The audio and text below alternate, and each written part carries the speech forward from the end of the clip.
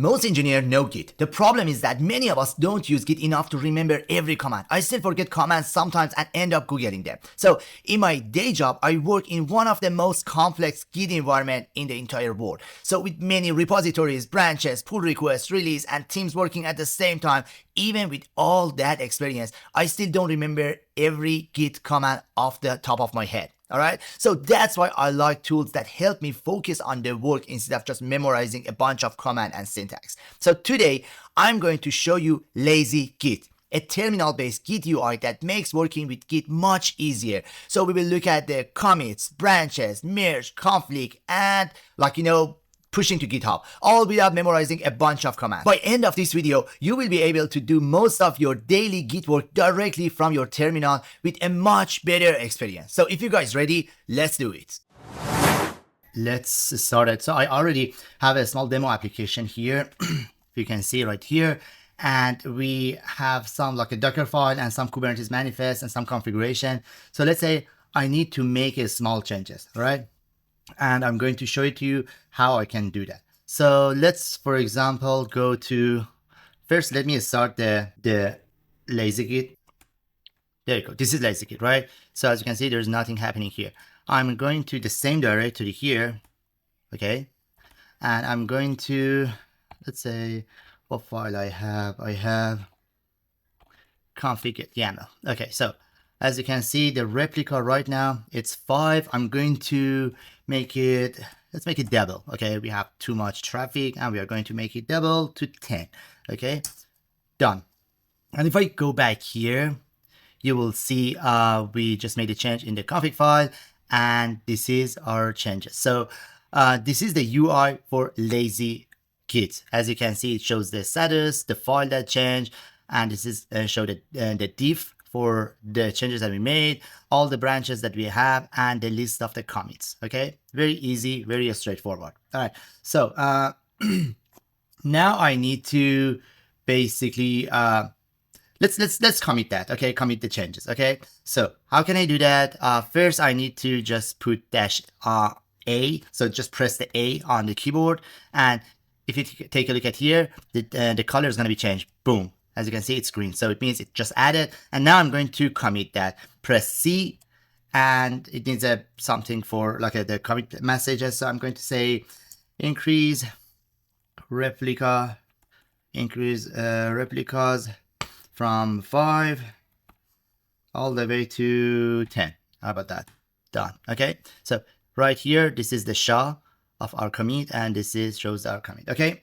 So now I'm going to create a feature branch, and sorry for the background noise. My kids are home, and that's because you hear some noise of a screaming. All right, right now I'm in main. Okay, I press N on the keyboard, and I'm going to create something like feature metrics. Okay, how about that? Okay, boom. Now I'm check out to feature metrics. Okay, I'm going to make some changes. Let's say what we have here. I'm going to again go to the config and I'm going to do this.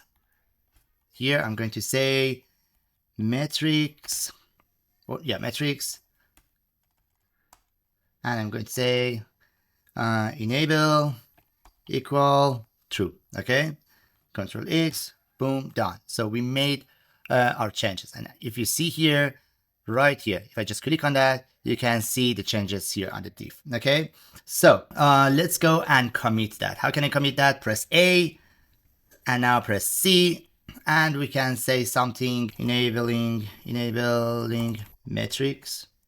Done. Okay, so we made our changes.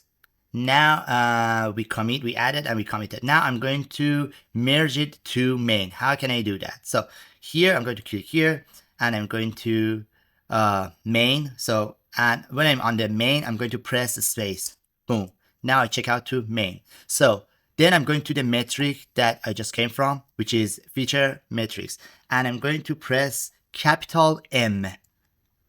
Okay. And here said what kind of merge you want. Let's say with regular merge.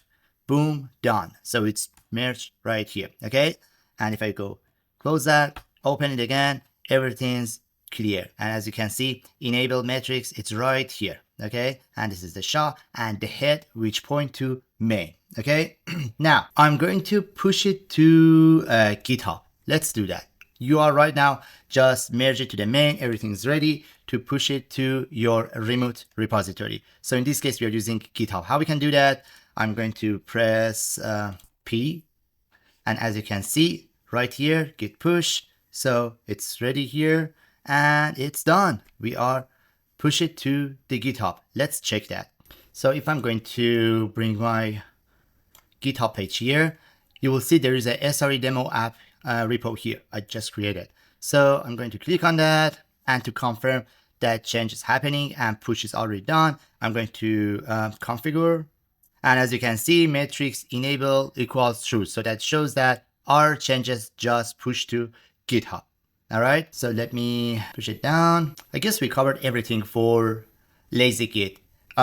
Basically, my daily workflow, it's full of using Git. So Git or LazyGit just helped me just do everything much faster instead of just doing like all the Git command. If I want to do, for example, stash or rebase or some complex workflow, this UI helped me a lot. Okay, so I can just check that any changes or commit or create a new branches, merge, and if there's any conflict, I can just resolve that and basically push it to my remote repo. Either it's GitLab or GitHub. Okay, so if you're basically spending a lot of time in the terminal, LazyGit basically is definitely worth trying. It's not the only tools built around the Git, but I found that super useful. All right, so the story is like you change something like in the file or configuration or code base, and you commit that, and you change the branch, or first you create a branch and make changes, and basically adding some feature you want, merge it, push it, and resolve the conflict if there is any, and done. All right, so I guess we covered everything for a LazyGit. Please go ahead and use that, and just put some comment here. Tell me what's your feeling and how's your experience. If you already know these tools and there is some feature of these tools that the LazyGit that you are using, please let me know. Also, I really appreciate it if you consider subscribing, because that helped me to make more videos and kind of like warm my heart to just kind of like encourage me to, yes Abe, go ahead and make more videos. So yeah, basically that's it, and I'm going to end this video right here. Till next video, have fun and happy Gitsing.